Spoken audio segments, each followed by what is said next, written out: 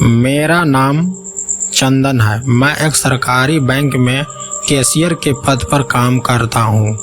यह उस वक्त की बात है जब बुरानगर गांव में हमारी बैंक की एक नई शाखा खुलने की वजह से वहीं पर मेरा तबादला हुआ था। शुरुआत में रहने की व्यवस्था न होने के कारण मैं अकेले ही उस नगर में आया था। शाम को छुट्टी होने के बाद किराए पर घर ढूंढने के लिए मैं गांव सरपंच जी से मिला।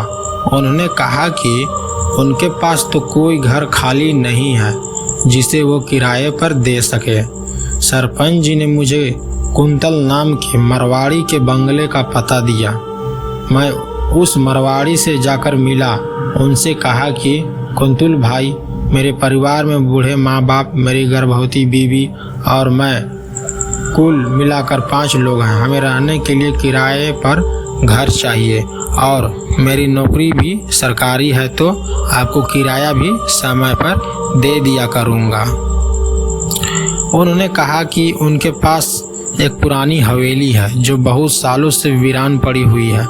मैंने कहा, कुंतल भाई, मुझे परिवार के साथ रहना है, खानदान के साथ नहीं। वह बोले कि मेरे पास तो अब बस यही एक खाली जगह है जो मैं तुम्हें दे सकता हूँ। तुम भले आदमी लगते हो तो तुम्हें मैं यह हवेली थोड़े से ही ज़्यादा किराए पर दे दूँगा। मेरे पास समय कम था, इसलिए मैंने उस हवेली के लिए हाँ कहा। और करता भी क्या, बैंक मैनेजर ने भी मुझे जल्द से जल्द ही नया घर ठिकाना ढूंढने के लिए कहा था, क्योंकि मैं रात को बैंक में ही सोता था और फिर परिवार को भी तो बुलाना था। मैंने अगले ही दिन पिताजी के फ़ोन करके बोला कि मैंने एक पुरानी हवेली किराए पर ली है। आने वाले 2 दिनों में आप सब लोग बुरानगर आ जाओ। अगले ही दिन मैनेजर से बोलकर आधे दिन की छुट्टी लेकर कुंतल भाई से हवेली की चाबी ले ली और उनकी पहचान का ही एक मजदूर लेकर साफ सफाई करने हवेली पर पहुंच गया। जब मैंने हवेली का मेन गेट खोला तब मुझे एक अजीब सा नज़ारा दिखा।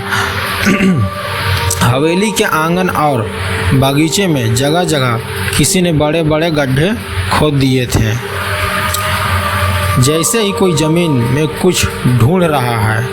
और गड्ढे के बाजू में तांत्रिक पूजा विधि का सामान भी था।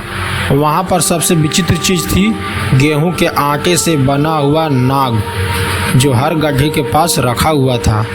उस मजदूर को मैंने सब गड्ढे भरकर इसी पूजा के सामान को कचरे में फेंकने के लिए कह दिया और मैं हवेली के कमरे देखने लगा।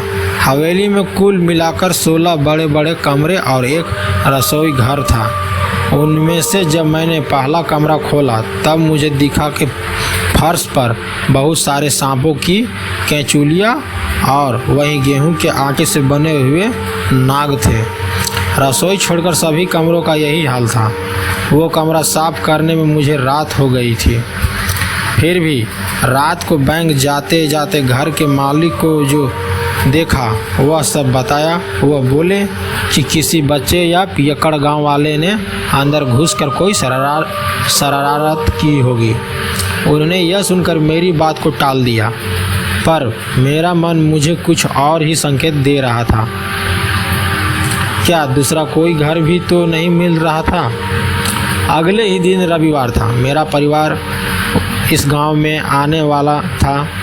सुबह मैं बस स्टॉप से परिवार को सामान सहित उस हवेली पर ले गया। हवेली में वह हमारी पहली रात थी। सभी ने बहुत दिनों के बाद एक साथ खाना खाया। सब बहुत खुश थे। खाना खाने के बाद माँ और पिताजी उसके कमरे में चले गए। मध्य रात्रि में पिताजी को नींद नहीं आ रही थी, इसीलिए पिताजी आंगन में टहलने लगे। टहलते वक्त अचानक से बिजली चली गई थी।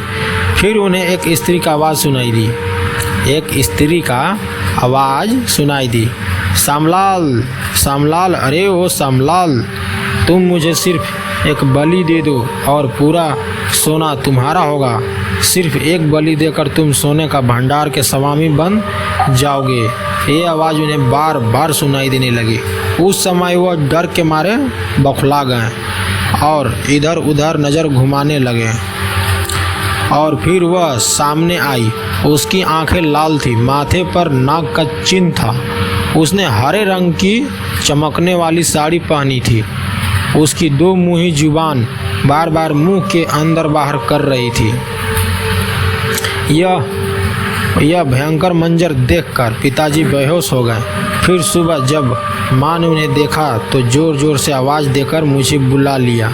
हमने पिताजी को बेडरूम में लेटा दिया। कुछ समय बाद पिताजी को होश आ गया।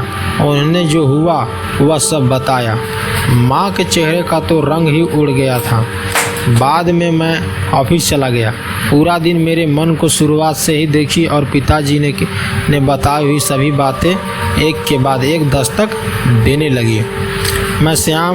मैं शाम को जब घर पहुंचा तब सब नॉर्मल था। पिताजी रेडियो पर पुराने गाने सुन रहे थे। सास बहू रसोई घर में गप्पे लगाते हुए खाना पका रही थी। फिर मैं भी रात की घटना को पिताजी को वहम मानकर भूल गया, लेकिन मुसीबत तो अब आने वाली थी। रात को जब सब खाना खाकर सो गए तब सभी कमरों के फर्श के नीचे कुछ भारी वजन वाली चीज़ सरकने की आवाज़ आने लगी। लग रहा था कि कोई बड़ी और वजनदार चीज़ ज़मीन के अंदर इधर उधर सरक रहा है। वह सब देखकर हम सब डर के मारे आंगन में इकट्ठा हो गए थे। कुछ समय बाद जब वह आवाज़ आना बंद हो गई तब हम सब हवेली के अंदर गए। वह रात हम सभी के एक ही कमरे में बिताई पर किसी को नींद नहीं आई। सुबह माँ और पिताजी गांव के कोई मंत्र तंत्र वाले बाबा को तलाशने लगे और खुशकिस्मत से उन्हें बजरंगबली के मंदिर में साधु मिले। साधु के जब पिताजी ने अब तक पूरी दुर्घटना बताई तो उस वक्त बाबा बोले, उस हवेली में एक इच्छाधारी नागिन का पिशाच है और उसे पिशाच योनि से मुक्ति चाहिए, जो उसे तभी मिल सकती है जब तुम उस इच्छाधारी नागिन को उस खजाने की रखवाली के शराब से आज़ाद करोगे। लेकिन यह सब तभी मुमकिन है जब तुम उसे एक इंसान की बलि चढ़ाओगे। इसके बाद वह खजाना तुम्हारे हवाले करके उस पिशाच योनि से मुक्त पालेगी। जब तक तुम्हारा परिवार उस हवेली में रहेगा तब तक वह तुम्हें पूछती रहेगी और अपनी बात मनवाने के लिए वह तुम्हारे परिवार को नुकसान भी पहुंचा सकती है। मेरी माँ ने ज़मीन के नीचे आने वाली आवाज़ों के बारे में पूछा तो साधु महाराज बोले, इच्छाधारी नागिन अपना खजाना एक जगह नहीं रख सकती क्योंकि उसे तांत्रिक और मांत्रिकों का भय रहता है। वह तांत्रिक खजाने के साथ उसे भी हमेशा के लिए कैद कर सकते हैं, फिर से कभी भी मुक्ति नहीं मिलेगी। वह इच्छाधारी नागिन पिशाच बहुत ही शक्तिशाली है। वह खजाने को ज़मीन के अंदर से सरकाते हुए उसकी जगह बदलती रहती है। फिर जाते जाते बिना बोले ही साधु बाबा ने हमारे परिवार की रक्षा के लिए अभिमंत्रित की हुई 4 अंगूठियाँ दी और वह हवेली जल्दी छोड़ने के लिए सलाह भी दी। माँ ने मेरे घर के अंदर कदम रखते ही मुझे अंगूठी पहना दी। फिर उसी रात उस इच्छाधारी नागिन ने मुझे भी खजाने का नाम से ललचाया।